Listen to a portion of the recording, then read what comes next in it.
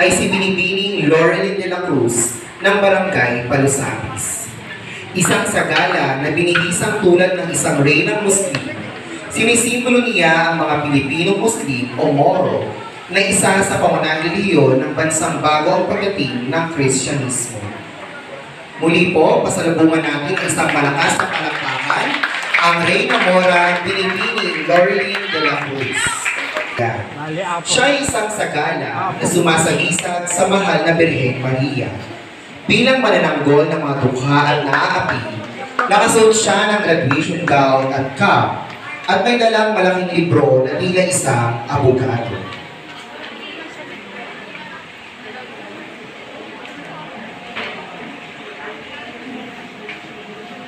Muli ang ating Sarigacho ng Barangay Matingkis, Talavera.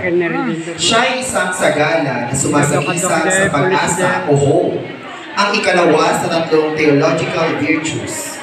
May daladala siya isang maliit na angkla o angkor. Si Reyna Paz ay si Binibining Camille A. Bird ng Barangay Kalisitan. Siya ay reyna ng kapayapaan na nagdadala ng simbolo ng kapayapaan.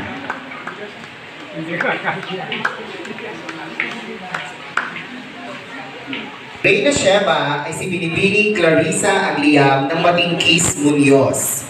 Siya ay isang sagala na kumakatawan sa reynang dumalaw kay Haring Solomon at namangha sa kayamanan, kapangyarihan at karunungan nito. Ay si Binibining Camille Joy Galdones ng Barangay Naglabrahan.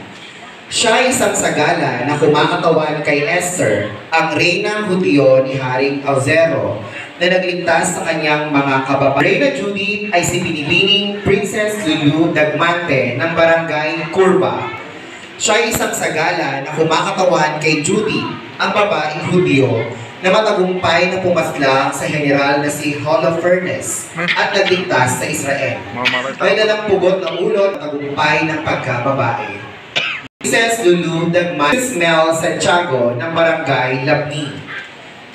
Sinasangkatauhan ni Reyna Justicia ang salamin ng katuwiran na ang kahulugan ay ang batas ay walang kinikilingan sino man.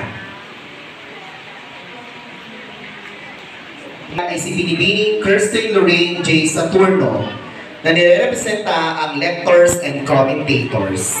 Siya ay isang sagala na sumasagisag sa pag-ibig o love, o kawang-gawa o charity. Siya ang isang kulay pulang puso. Si Binibining Princess Nicole C. Quites at nagrepresenta sa Mother Butler Guild.